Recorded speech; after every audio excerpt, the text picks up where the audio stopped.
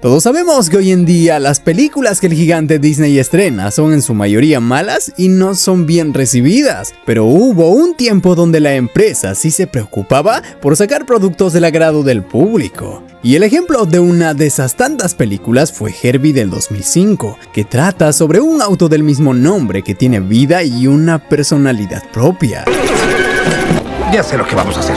Desde su debut cinematográfico en The Love Book de 1968, el personaje tuvo varias películas reconocidas que lo convirtieron en alguien muy amado por todo el público. Sin embargo, el personaje siempre había aparecido en un mundo ilógico y más fantasioso hecho para niños. Por eso, la idea para la secuela directa del 2005, donde aparecería junto a Lindsay Lohan y Michael Keaton, era aterrizarlo y ambientarlo en un mundo retratado de manera muy realista de carreras callejeras en el Valle de San Fernando. Un mundo, digámoslo de esta forma un poco machista, donde un auto viejo y destartalado sería objeto de burlas y luego sería totalmente respetado cuando ganara algunas carreras. Todos los que hayamos visto esta película entenderemos la magia de la misma y seguro en algún momento también te preguntaste el cómo hicieron que el auto realizara todo lo que vemos en la cinta. Pues de eso vamos a hablar. Abróchate los cinturones que ahora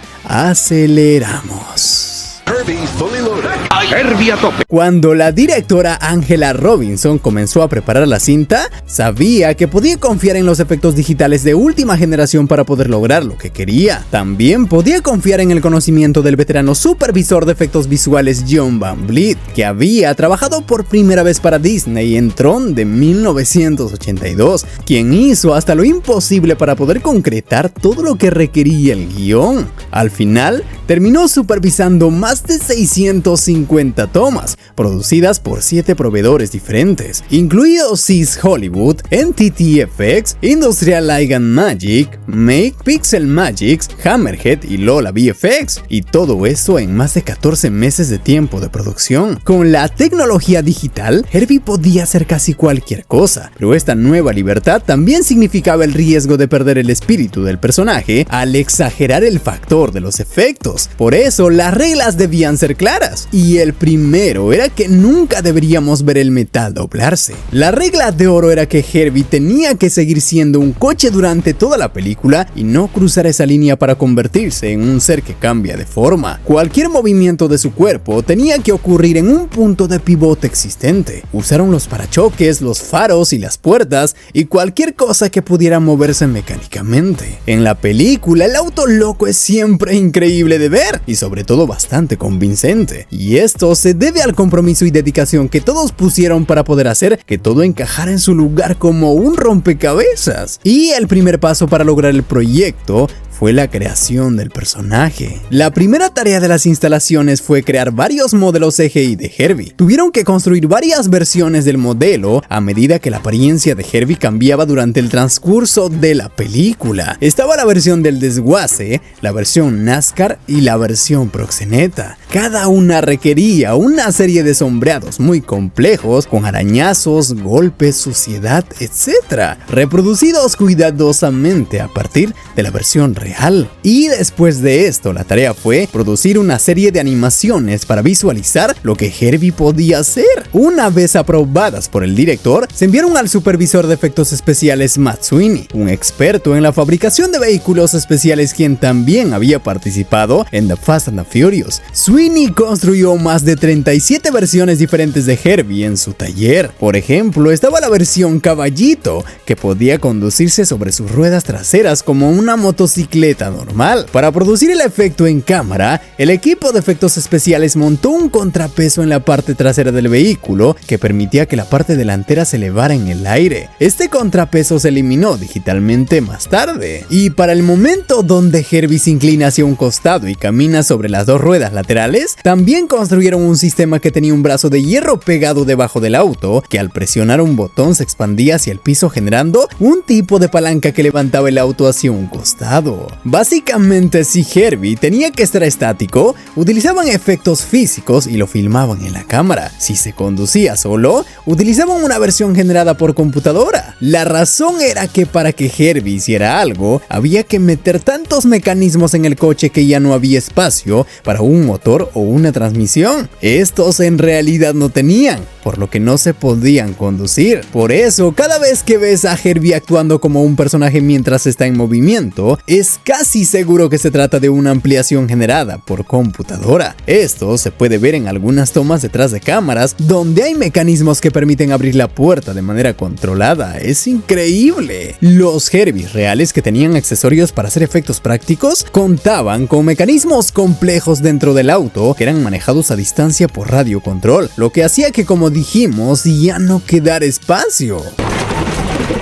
Aunque la mayoría de las tomas estáticas de Herbie se filmaron en vivo y con efectos mecánicos, muchas tomas se hicieron en postproducción cuando el director decidió que el rendimiento del automóvil debía ser ampliado. Por eso, Ben Bleed, como medida de seguridad, había filmado placas limpias de las tomas de los efectos mecánicos y había tomado medidas solo para estar cubierto en caso de que necesitaran mejoras de gráfico por computadora. Estas fueron a menudo muy difíciles, como la secuencia en la que Herbie tiene miedo a un aplastador de autos. El auto había sido manipulado para que se sacudiera de miedo con pistones hidráulicos colocados en varios puntos del vehículo. Pero durante la edición, el director decidió que los faros delanteros debían apuntar en direcciones diferentes. Gracias al efecto de sacudida y el movimiento frenético, la adición de faros hechos por computadora requirió un tremendo esfuerzo de rastreo para que encajara bien. Tuvieron la misma dificultad para las tomas de conducción, en las que se les pidió que añadieran una sonrisa o un parpadeo. Todos estos efectos que hacen que el auto se vea con vida fueron añadidos digitalmente. Sis Hollywood VFX manejó muchas de estas tomas. Produjeron 370 tomas para la película, incluidas las composiciones de pantalla verde que nos muestran a los protagonistas dentro del auto. Así es, y esto ocurre prácticamente a lo largo de toda la cinta. Los actores fueron filmados dentro de un auto básico dentro de un estudio verde, y ya después el verde se eliminó para reemplazarlo ya sea por un paisaje real o también generado por computadora. Y una parte importante del trabajo de efectos visuales se centró en la eliminación digital de los numerosos equipos y cables que se utilizan para crear las escenas de riesgo en vivo, como en la secuencia de Herbie en demolición, o también la secuencia donde un monster truck casi lo hace papilla. Los momentos imposibles como los saltos se hicieron digitalmente, ayudados por una toma en miniatura. Pero los momentos finales de aterrizaje se hicieron con un auto real y los actores con cámaras pegadas por fuera del auto. Y por otra parte también tenían que eliminar los brazos de las grúas que sujetaban a los autos, a los actores que tenían que volar por los aires y más cosas. Un ejemplo práctico de esto se puede ver cuando Herbie se sube al guardarriel y se desliza a través de él. Esto fue una maniobra real de un piloto profesional. Aquí se fabricaron 3 Herbies para realizar la acrobacia, uno para poder saltar sobre el riel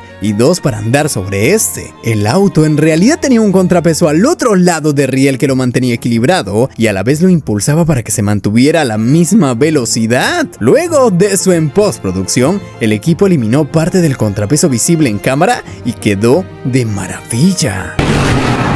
Y como Los Ángeles estaba viviendo su invierno más lluvioso registrado, Ben Bleed vio que la carga de trabajo de efectos aumentaba inesperadamente en gran proporción. Cada toma con lluvia o nubes tuvo que ser retocada digitalmente para presentar el clima soleado solicitado en la película. Y así la película llega a su clímax con una secuencia de una carrera de NASCAR en la que aparece Herbie. En cuanto a los efectos visuales, la secuencia presenta 3 niveles de dificultad: el entorno, la carrera en sí y Herbie. El primer objetivo de Ben Bleed era capturar la mayor cantidad posible de información de fondo de una carrera real. El equipo obtuvo autorización para filmar 2 vueltas antes del inicio de una carrera real de NASCAR con profesionales reales. La primera vuelta se filmó con 7 cámaras sincronizadas que cubrieron un campo de 280 grados. Los paneles se unieron posteriormente para crear un fondo panorámico en movimiento que utilizaron casi en todas las tomas del interior del coche. O sea, filmaron a los actores dentro de fondos verdes y pusieron estas tomas detrás. La carrera en sí se capturó con 17 cámaras de efectos, además de varias cámaras de la primera unidad.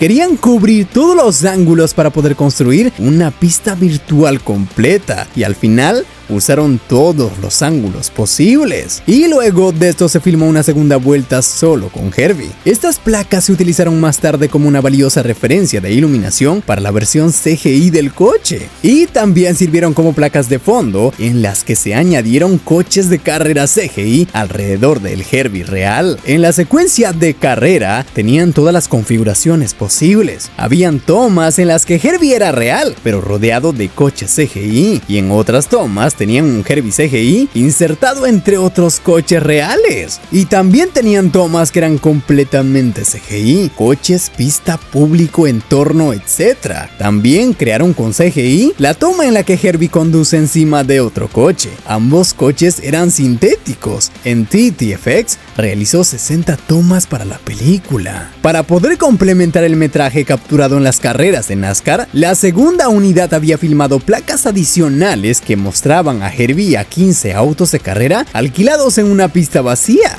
En CTFX e ILM recibieron el encargo de agregar la multitud en las gradas también. Dependiendo de la toma, el público se tomó de las placas filmadas con la cámara panorámicas o se creó completamente en computadora. Y dado que la mayoría de las tomas se capturaron a aproximadamente 240 km por hora, el fondo estaba casi siempre completamente borroso por el movimiento, lo que facilitó este proceso. Si el fondo se movía, la multitud podía estar estática. Si el fondo era estático, entonces la multitud tenía que moverse, en cuyo caso tuvieron que crear cada espectador en las gradas. Existe una toma en particular en la que Herbie se acerca a la valla y mientras el auto se precipita hacia nosotros, la cámara atraviesa la valla en un movimiento de seguimiento lateral. Toda la toma fue generada por computadora. Para esto, primero modelaron la pista y luego las gradas. Tenían una valla de alta resolución para el primer plano y una versión de baja resolución para el fondo. Para la multitud filmaron a extras individuales, incluido todo el personal de TTFX en una pantalla verde reaccionando a un automóvil imaginario que pasa frente a ellos. Luego los pusieron a las gradas y gracias a un programa de escaneo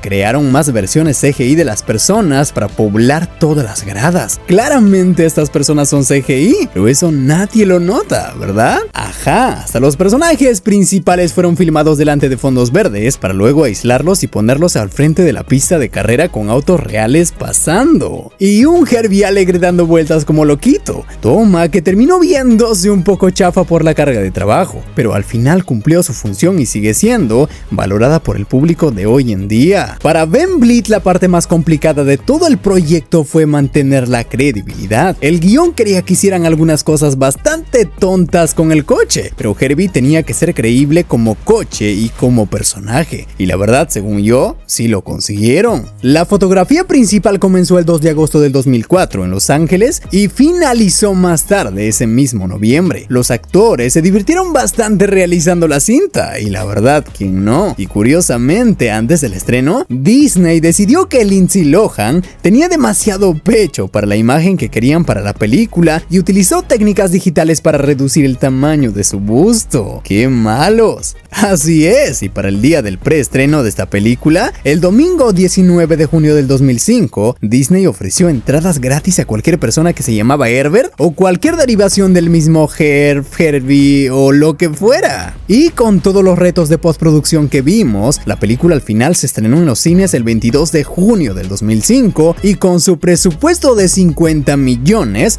terminó recaudando más de 144 millones de dólares. La crítica no la quiso mucho y dijo que era una película solo para niños, pero la realidad es que la cinta puede gustarle a todos porque el personaje cae bien y se roba el protagonismo.